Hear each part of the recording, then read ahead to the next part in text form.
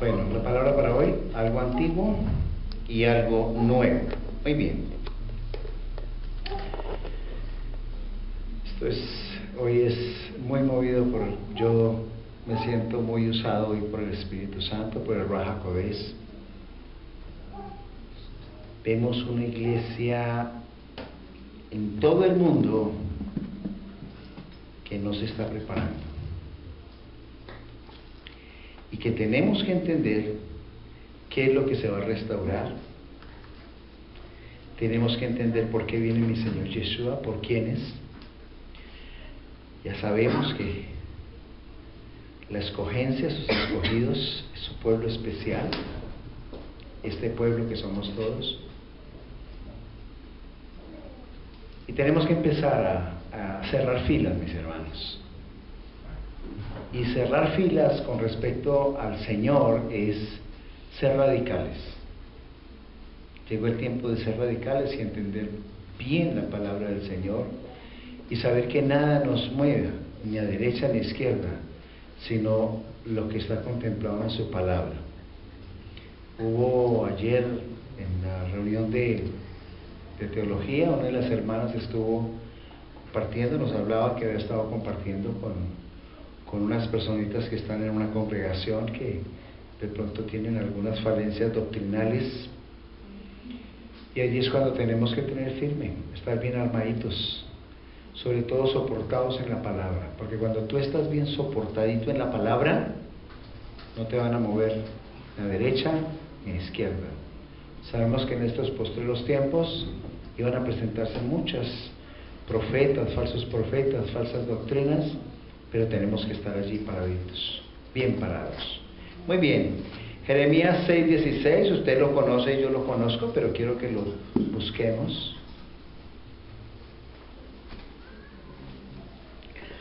Recuerda el título de hoy, ¿no? Algo antiguo y algo nuevo. Es una palabra que todos conocemos. Dice, así dijo Yahweh, paraos en los caminos y mirad y preguntad por las sendas antiguas, cuál sea el buen camino, y andad por él, y hallaréis descanso para vuestra alma. Mas dijeron, no andaremos. Puse también sobre vosotros atalayas que dijesen, escuchad el sonido del shofar, y dijeron a ellos, no escucharemos. Por tanto, oíd naciones y entended, oh congregación, lo que sucederá. Oye tierra, he aquí yo traigo mal sobre este pueblo, el fruto de sus pensamientos, porque no escucharon mis palabras y aborrecieron mi Torah. El Señor manda que buscamos ese soporte de las sendas antiguas, y podríamos decir, pero es que estamos hablando de cosas viejas y de cosas nuevas. Eso es como viejo, eso suena a antiguo pacto, eso suena a ley. Por eso tenemos que estar, esto es de cogerlo e irlo desmenuzando muy bien. Si nosotros vamos a Hechos, capítulo 3, verso 21, Hechos 3:21, encontramos algo muy especial. Cuando lo tenga me dice amén.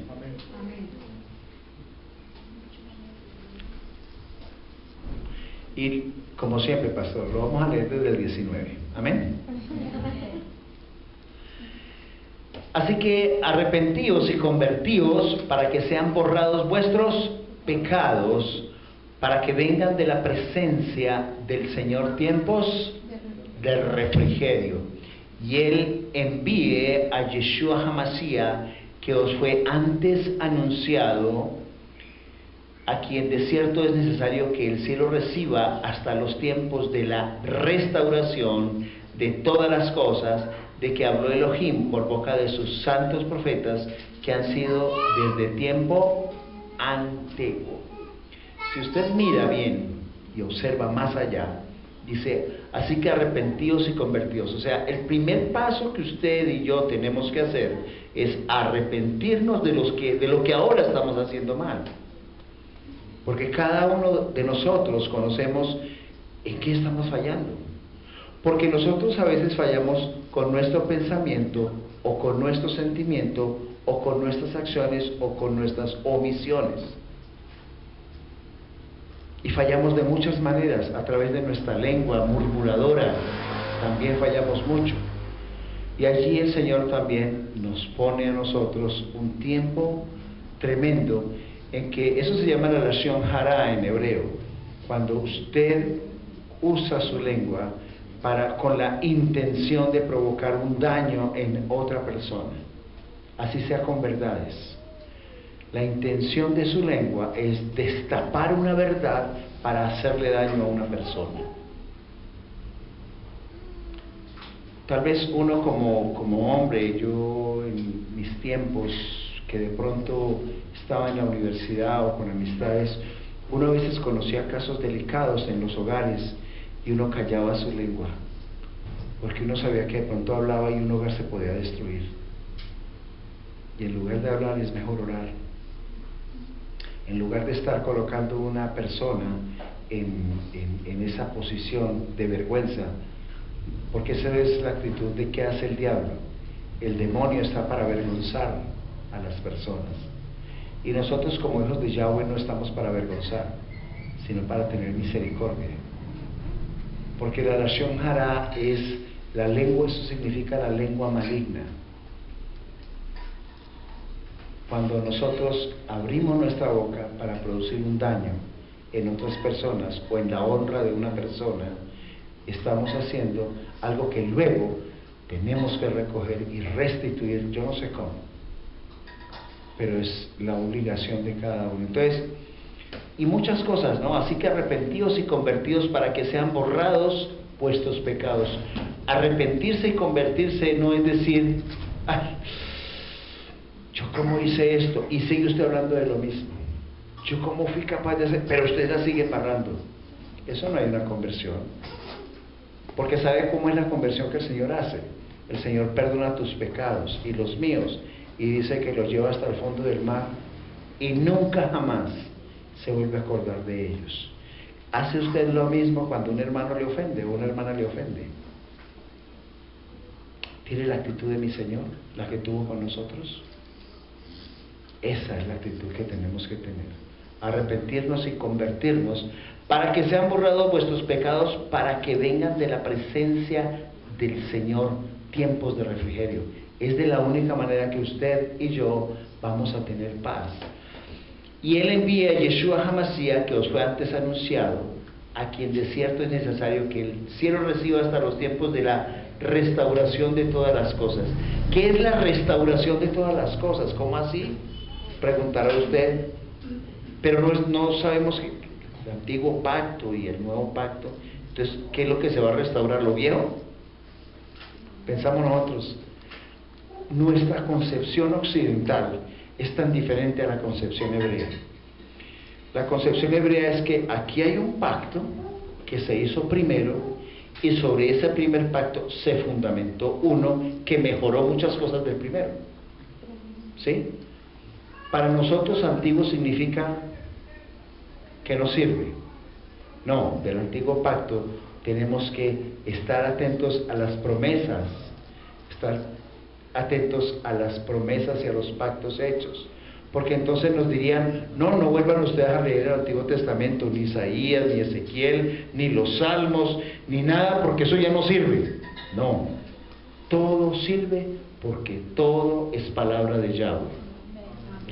Ese tiempo de restauración de todas las cosas es restauración de lo que el Señor quiso hacer, no de las obras de la ley, porque ya no estamos siguiendo las obras de la ley, estamos por gracia, pero sí tenemos que empezar a conocer a qué tenemos derecho, cuáles son esas promesas que el Señor ha dejado para su pueblo, ¿verdad? Dice, los tiempos de la restauración de todas las cosas de que habló Elohim por boca de sus santos profetas, que ha sido desde tiempo antiguo.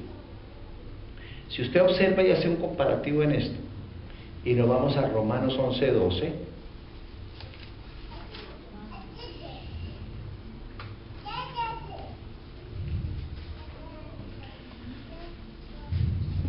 recordemos que Romanos 11 nos está hablando del remanente de Israel. Nosotros fuimos insertados al olivo natural, ¿sí? el 11 y el 12. Dice: digo pues, ¿han tropezado los de Israel para que cayesen? Dice: en ninguna manera, pero por su transgresión vino la salvación a los gentiles para provocarles a celos. ¿Cuál transgresión? ¿Está hablando del pueblo de Judá o el pueblo de Israel? Está hablando del pueblo de Israel. ¿Está hablando de 2 tribus o de 10? ¿Quiénes están aprendiendo? Están hablando de 10 tribus de Israel. Porque las tribus que hay en este momento en lo que se llama Israel, solamente hay 2, Judá y Benjamín. O sea, dice: digo pues, ¿han tropezado los de Israel para que cayesen? En ninguna manera, pero por su transgresión vino la salvación a los gentiles para provocarles a hacerlo. O sea, esa transgresión de ellos, como les decía, fue hacer pacto con gentiles. Ellos empezaron a hacer muchos pactos con gentiles y por eso salieron de las promesas y fueron alejados de los pactos. De eso habla Efesios 2, ¿sí? Que fueron alejados de los pactos y las promesas. Y dice el 12: y si su transgresión es la riqueza del mundo y su defección la riqueza de los gentiles, cuánto más su plena restauración. Significa que ese pacto antiguo se rompió y se colapsó para que ellos llegaran a las naciones para luego restaurarlos completamente como pueblo de Yahweh. Allí usted y yo entonces encajamos perfectamente, porque el Señor, si usted lo ve bien en la palabra, el Señor no vino, sabemos que no vino por todos, por todo el mundo. Eso ya lo tenemos claro en Romanos, ¿verdad? Que unos vasos fueron hechos para honra y otros vasos para destrucción, ¿sí? Eso es claro. La palabra en Romanos 9 habla desde el 22 en adelante en eso, y les dice: ¿quién altercará con el Señor? ¿Quién eres tú para que alterques con Él? Él es pleno. Si le provocó a hacer las cosas como sean, así se hacen. Pero nosotros que conocemos la palabra sabemos que Él no vino a todos. Si usted observa en Mateo 10, si usted observa muy bien, Mateo 10, vámonos a Mateo 10.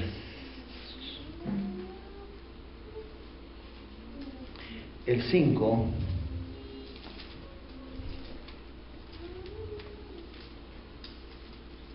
dice: a estos 12 vino Yeshua y les dio instrucciones, diciendo: por camino de gentiles no vayáis, y en ciudad de samaritanos no entréis. Y aquí hay una revelación, hoy le digo por qué. Escuche esto: por camino de gentiles no vayáis, dice Yeshua, y en ciudad de samaritanos no entréis, sino id. Usted diría: pero entonces no es para los gentiles, nosotros somos gentiles. Pero es que de los gentiles que está él hablando ahí son gentiles paganos que jamás se habían mezclado con el pueblo de Israel y no conocían a Yahweh, el Elohim de Israel. Dice: sino antes id a las ovejas perdidas de la casa de Israel. A ese tipo de gentiles sí. Palabra de Yeshua: a las ovejas perdidas de la casa de Israel. Yo no sé si usted está entendiendo bien lo que yo le estoy diciendo hoy, ¿cierto? Pero cuando Él los manda a las ovejas perdidas de la casa de Israel, somos nosotros que por la dispersión, recuerde que usted y yo no somos adquiridos por carne y sangre, sino por la promesa. En Mateo 15 incluso, Él habla ahí más adelante, el 24, dice, vamos a ver cómo nos sale esto. Dice: Él respondió y dijo: no soy enviado sino a las ovejas perdidas de la casa de Israel. Dice: no he sido enviado sino, o como que dice exclusivamente, a las ovejas perdidas de la casa de Israel. Resulta de que la connotación en nuestro medio dice: no, es que esa es una de las ovejas perdidas. Ese hombre es un perdido, pero no perdido porque esté perdido en la borrachera, perdido entre las mujeres, perdido entre el trago. No, cuando Él está hablando de las ovejas perdidas es que son sus ovejas, pero están embolatadas, no saben todavía que son ovejas y que están embolatadas, pero Él las va a traer a su redil. No he sido enviado sino a las ovejas perdidas de la casa de Israel. Y cuando Él empieza a tocar esta palabra, empezamos a entender que Él no vino por todos. Acuérdense muy bien que Él dice: mis ovejas escuchan mi voz y me siguen. No todo el que diga Señor, Señor, entrará al reino de los cielos. Entonces empezamos a entender allí una connotación bien diferente de lo que a veces nos hicieron creer, que la salvación es para todos. No, es para los hijos, porque no todos son hijos. Eso usted y yo ya lo sabemos. Todos somos criaturas, lo hemos dicho aquí infinidad de veces, pero eso, hay una cosa tremenda. Resulta de que Él dice: no entren a ciudades de samaritanos. Pero ¿quiénes eran los samaritanos? Mire, en el año 721 antes de Cristo, antes del Mesías, resulta de que Asiria, el rey de Asiria, llegó y cogió a todo ese pueblo, a todas esas 10 tribus. El rey Sargón se llamaba en esa época. Se llevó todas las ovejas, todo el pueblo, esas 10 tribus, hacia Asiria, y quedaron unas pocas ovejas. Y de los pocos hijos que quedaron allá, quedaron los samaritanos. Pero los samaritanos empezaron a mezclar sus costumbres, y los samaritanos eran un pueblo perteneciente al pueblo de Israel, pero ellos según la ley se contaminaron. Y mire, cuando iban los judíos a pasar hacia el norte, le daban una vuelta a la tremenda para no entrar en tierra de samaritanos, para no contaminarse. Pero igual, usted lo encuentra en Juan 4, miremos aquí adelante Juan 4.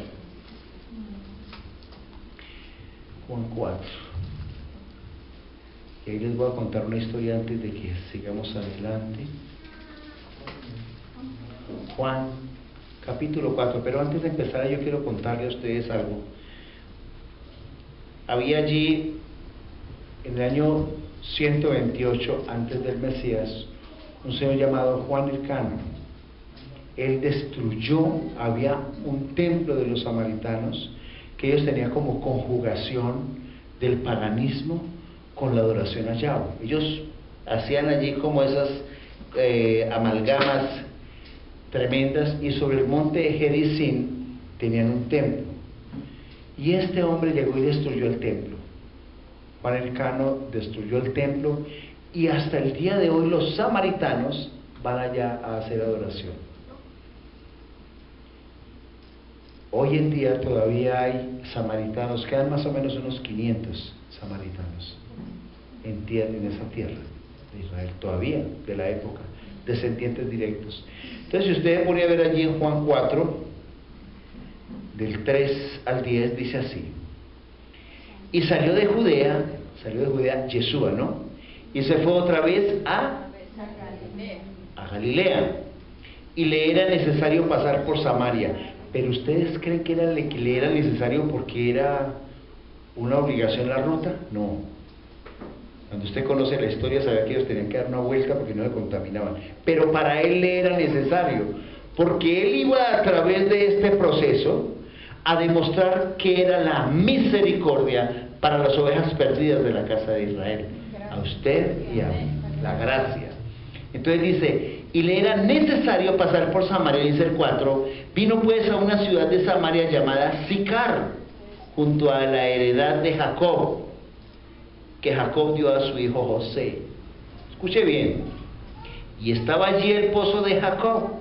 Entonces Yeshua, cansado del camino, se sentó así junto al pozo. Era como la hora sexta. ¿Qué hora sería esa? Al mediodía. Muy bien. Uy, qué bien, estamos muy bien. Vino una mujer de Samaria a sacar agua, y Yeshua le dijo: dame de beber. Mire, ya no era israelita, pues no era judía, ¿no? Pues sus discípulos habían ido a la ciudad a comprar de comer. La mujer samaritana le dijo: ¿cómo tú, siendo judío, me pides a mí de beber, que soy samaritana?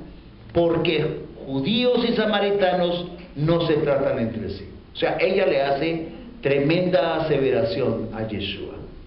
¿Cómo así? Que me vienes a pedir agua aquí, tú judío, que ni nos hablan. Y entonces respondió Yeshua, dice el 10, y le dijo: si conocieran el don de Elohim, y quién es el que te dice, dame de beber, tú le pedirías y él te daría agua viva. Todavía él empieza a decirle, y te está hablando hoy. Aquí hay revelación para usted. La mujer le dijo: Señor, no tienes con qué sacar y el pozo es hondo. ¿De dónde tienes pues tú el agua viva? ¿Acaso eres tú mayor? Escuche bien, porque si es pueblo de Israel. ¿Acaso eres tú mayor que nuestro padre Jacob, que nos dio este pozo, del cual bebieron él y sus hijos y sus ganados?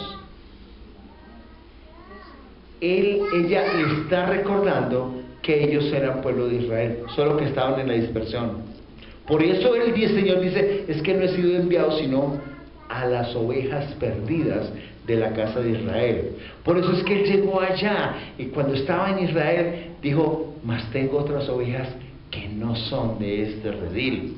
Él estaba hablando de nosotros, de esa dispersión que sucedió y que ahora recoge, porque él le había dicho a Abraham que tu descendencia iba a ser contada como las estrellas, como la arena del mar. Esa dispersión se la hizo el Señor con un propósito específico, de que nunca volvieran esas 10 tribus, para que se dispersaran y tuvieran contacto con los gentiles, para que esos genes llegaran aquí y tengan que hacer parte de nuestra vida. Yo no sé cuándo usted llegó a eso. Muchos de los apellidos sefardíes que están en España, que llegaron, que terminan en Z, como Gómez, como apellidos como Zapata, Zapatero, Martínez, apellidos como López, Álvarez, ¿sí? O sea, ¿hasta dónde llega? Usted tiene que empezar allá a mirar, porque lo que ha llegado acá, usted y yo tenemos una traza, y seguramente a usted y a mí, cuando escuchamos música de Israel, o cuando se nos activó el chip, usted dice, esa música me encanta, yo no sé, pero hay algo precioso ahí que a mí me llama, porque el Señor lo permitió, mi hermano. No se sabe cuándo, si fue con un tataranieto tuyo, con tu abuelo, con tu abuela, con tu bisabuela, tu bisabuelo, pero allí hubo algo que el Señor, ¿por qué permite llegar a esa colonización? Cristóbal Colón llega a esta zona con esos conquistadores como Belalcázar, como bueno, ¿y ellos qué hacen? Empiezan a mezclarse también y continúa la diáspora. Eso es la diáspora, y llegamos al tiempo presente hoy, en el cual empezamos a sentir ese llamado del Señor. Esto es algo precioso, mis hermanos. Y dice el 13, respondió Yeshua y le dijo, cualquiera que bebiere de esta agua volverá a tener sed, mas el que bebiere del agua que yo le daré no tendrá sed jamás, sino que el agua que yo le daré será en él una fuente de agua que salte para vida eterna. El Señor allí empieza a decir, si tú realmente bebes de mí, de mi roca, yo soy la roca, tu vida va a ser otra. Cuando nosotros llegamos aquí, nuestra vida empieza a ser transformada por el Señor. Solo que a veces somos tan rebeldes, que un día el Señor nos enamoró, un día el Señor nos trajo aquí, un día el Señor nos dijo como la samaritana, dame de esa agua. Yo, si bebieres de mi fuente, será como esa agua viva, que de su interior correrán ríos de agua viva. Y se llega el momento en que empiezas a empezar a perder el primer amor con el Señor. Y empieza el Señor a sentir lentamente cómo tú empiezas a apartarlo de la vida de Él. Y apartarse de la vida del Señor en este tiempo es un riesgo grande, mis hermanos. Seguimos allí en la palabra. Dice, la mujer le dijo, 15, Señor, dame esa agua para que no tenga yo sed ni venga aquí a sacarla. Yeshua le dijo, ve, llama a tu marido y ven acá. Respondió la mujer y dijo, no tengo marido. Yeshua le dijo, bien, has dicho, no tengo marido. Porque 5 maridos has tenido y el que ahora tienes no es tu marido. Esto has dicho con verdad. Le dijo la mujer, Señor, me parece que tú eres profeta. Mire, ella ya empezó. Había ya ese elemento espiritual en ella que lo identificó. Me parece que tú eres profeta. Nuestros padres adoraron en este monte y vosotros decís que en Jerusalén es el lugar donde se debe adorar. Y empieza a ver la revelación completa. Ella está hablando de algo antiguo y él está hablando de lo nuevo que iba a ser. Hay un pacto antiguo allí que ellos sabían por herencia, como samarios dispersos en la dispersión. Y Yeshua viene a entregar la última fuente, o sea, la revelación del misterio. Dice, Señor, me parece que tú eres profeta, nuestros padres adoraron en este monte y vosotros decís que en Jerusalén es el lugar donde se debe adorar. Yeshua le dijo, escuche, mujer, créeme, que la hora viene cuando ni en este monte ni en Jerusalén adoraréis al Padre. Vosotros adoráis lo que no sabéis, iglesia. A veces adoramos a un Dios que ni conocemos. Adoramos a un Elohim con el cual no permanecemos ni siquiera 15 minutos postrados en la mañana. No le conocemos porque ni siquiera leemos su palabra. Escasamente lo que nos dice el pastor, y cuando alguien nos confronta por fuera, decimos, no, yo le voy a traer al pastor para que le enseñe. No le conocemos. No sabemos qué es lo que el Señor quiere o no, y creemos que con el espíritu de religiosidad, de creernos los super santos, de hablar con esa bocota, porque a veces nos ufanamos de hablar mucho, pero no conocemos al Señor verdaderamente. El Señor para muchos es una idea. ¿Usted cree en Dios? Ah, sí, claro, yo creo en Dios. ¿Y usted cree que con eso es salvo? Eso no es salvo. Son salvos los que hacen la voluntad de mi Padre. No lo conocemos, no leemos sus escrituras, no tenemos un momento de intimidad con el Señor. Entonces ahí dice el Señor, vosotros adoráis lo que no sabéis. Dice, nosotros, y Él está hablando de los judíos, dice, nosotros los que sabemos, escuche bien, porque la salvación viene de los judíos. Viene de los judíos, mis hermanos. Lo dice el Señor Yeshua. Adoramos lo que no sabemos. Hay mucha gente aquí que dice, ay, eso es de judíos. No, eso no. Y ustedes saben que eso activa una maldición que se llama Or. El que usted diga, no, es que eso es como judaico. Eso activa una maldición que se llama Or. Porque usted sabe que el Señor, ya lo habíamos dicho, ¿qué dijo sobre Abraham? Bendeciré a los que te bendigan y a los que te maldijeren maldeciré. Y Él es la cabeza de Israel, la representación de toda la simiente. Usted habla mal de Israel y de sus hijos, se mete en un problema no conmigo, con el Señor, ¿cierto? Dice allí, mas la hora viene y ahora es cuando los verdaderos adoradores adorarán al Padre en espíritu y en verdad.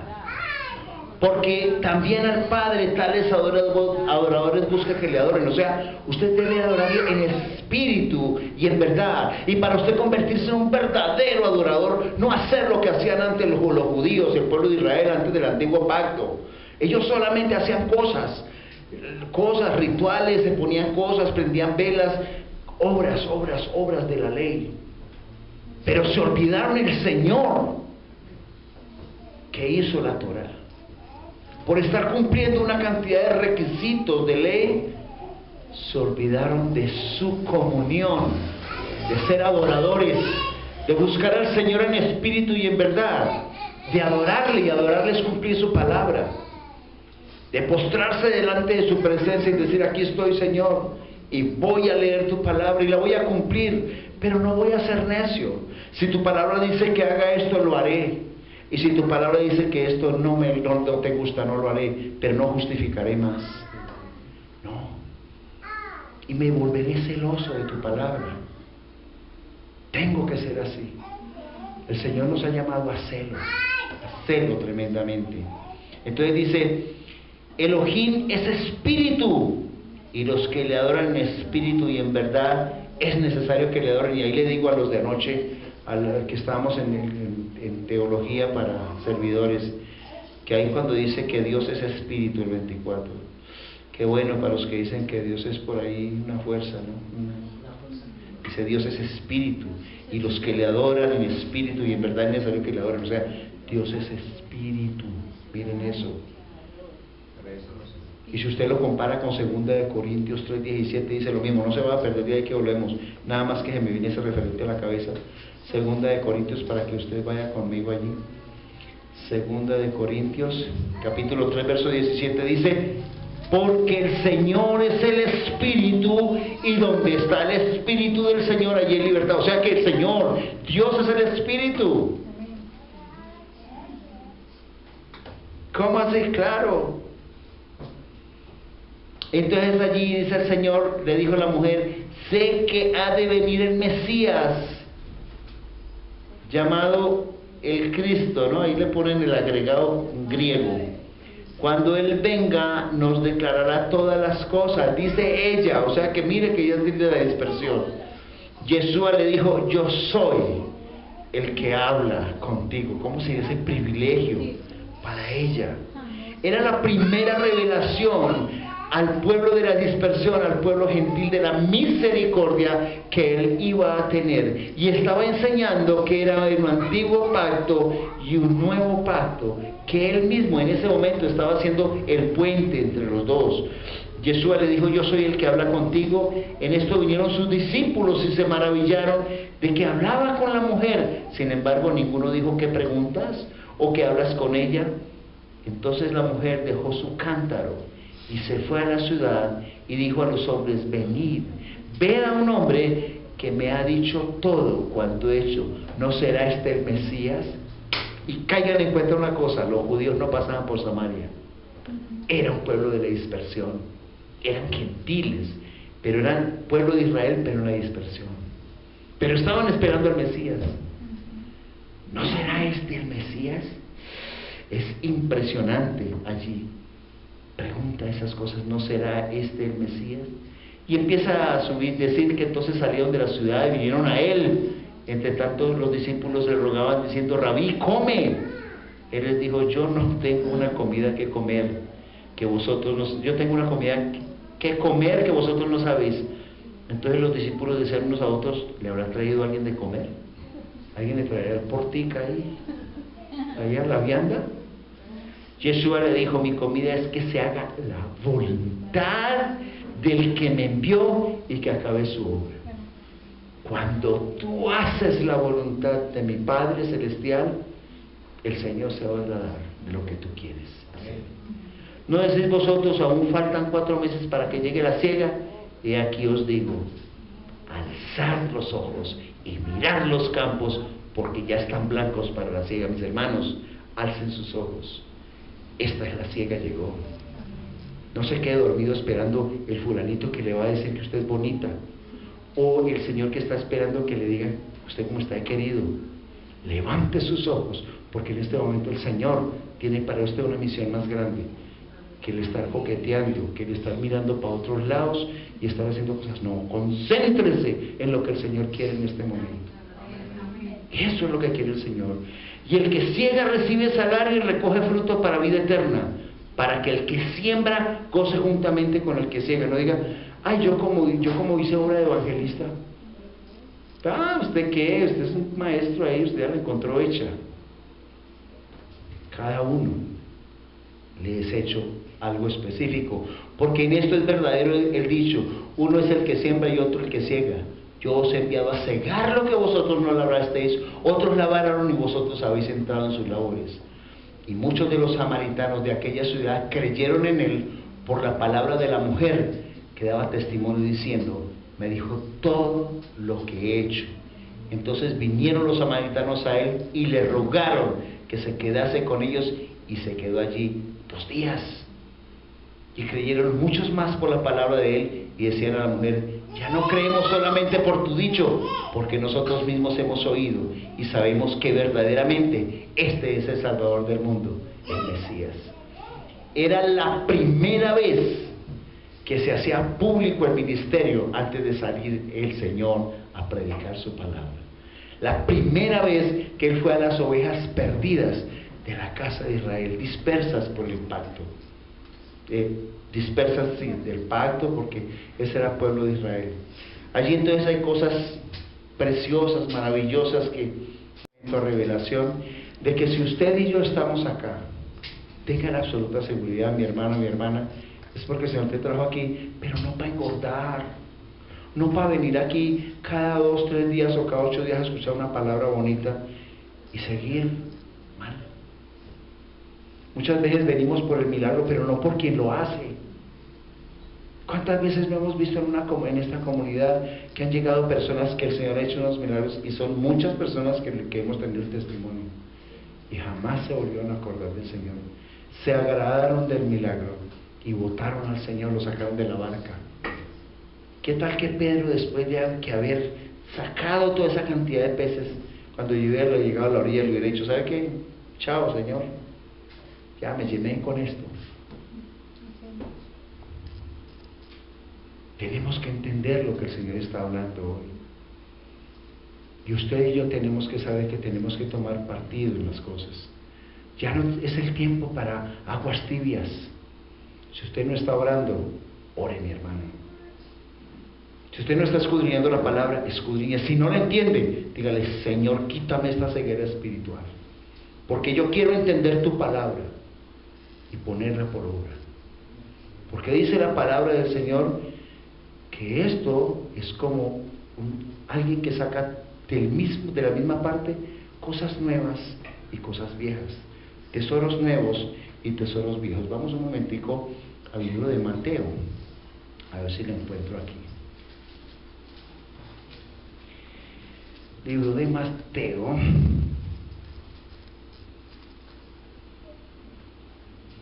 (13:44).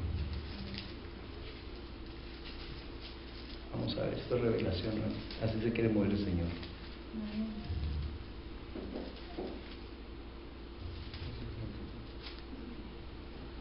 Dice: además, el reino de los cielos es semejante a un tesoro escondido en un campo, el cual un hombre halla y lo esconde de nuevo, y gozoso por ello va y vende todo lo que tiene y compra aquel campo. Si usted salta al 51, dice: Yeshua les dijo: ¿habéis entendido todas las cosas? Ellos respondieron: sí, Señor. Él les dijo: por eso todo escriba docto en el reino de los cielos es semejante a un padre de familia que saca de su tesoro cosas nuevas y cosas viejas. Escuche bien la palabra. Dice aquí: Yeshua les dijo: ¿habéis entendido todas estas cosas? Ellos respondieron: sí, Señor. Él les dijo, y resalto aquí en negrilla: por eso todo escriba docto en el reino de los cielos. O sea, toda persona que conoce la Torá, que conoce la palabra del Señor. Miren, los samaritanos no conocían sino la Torá. El resto de los libros de la Tanakh no los conocían. No conocían los profetas, Ezequiel, Jeremías, entonces no lo conocían. Solamente los 5 libros que aquí se llaman el Pentateuco, esa es la Torá, los 5 primeros libros. Entonces dice aquí: por eso todo escriba docto en el reino de los cielos es semejante a un padre de familia que saca de su tesoro cosas nuevas y cosas viejas. Este tesoro, coge usted los pactos y las promesas que el Señor dio a su pueblo, nosotros como pueblo de Israel, y cosas nuevas del nuevo pacto que están para nosotros. Y así hemos sido acercados y nos acerca el Señor. Y termino con Efesios 2.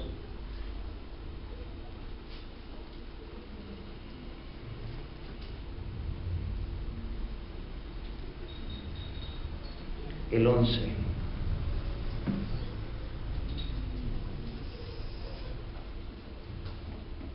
Y la recordamos. Dice: por tanto, acordaos de que en otro tiempo vosotros los gentiles, en cuanto a la carne, erais llamados sin circuncisión por la llamada circuncisión hecha con la mano en la carne, con mano en la carne. En aquel tiempo estabais sin el Mesías, porque habíamos sido alejados de los pactos, ¿cierto? Alejados de la ciudadanía de Israel. ¿Qué significa alejados de la ciudadanía de Israel?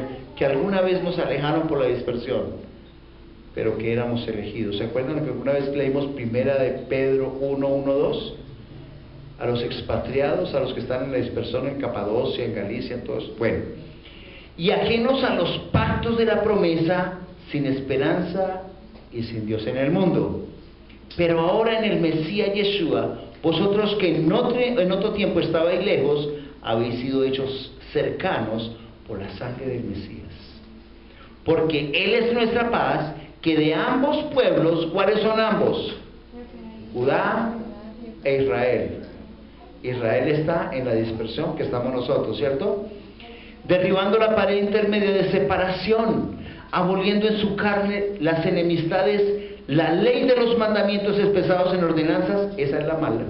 La ley expresada en ordenanzas, para crear en sí de los dos un solo y nuevo hombre, haciendo la paz. Y mediante la cruz reconciliar con Elohim a ambos en un solo cuerpo, matando en ellas las enemistades.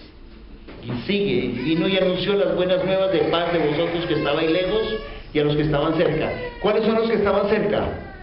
Los judíos. Y los que estaban lejos, los gentiles que se habían mezclado en la dispersión. Porque por medio de él los unos y los otros tenemos entrada por un mismo Espíritu al Padre. Así que ya no sois extranjeros ni advenedizos, sino conciudadanos de los santos. Diga, soy conciudadano de los santos. Soy pueblo de Israel.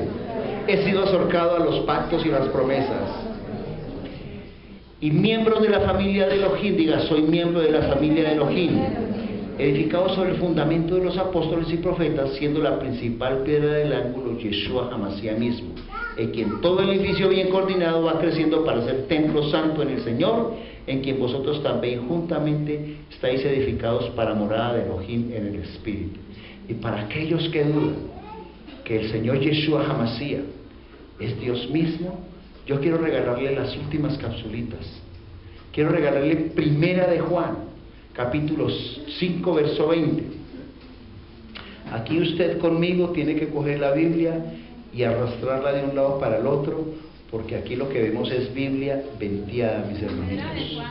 Primera de Juan, capítulo 5, verso 20. Para quienes dudan que Jesús, que mi Señor Yeshua es Dios, dice: pero sabemos que el Hijo de Elohim ha venido y nos ha dado entendimiento para conocer al que es verdadero, y estamos en el verdadero, en su Hijo Yeshua Hamashiach.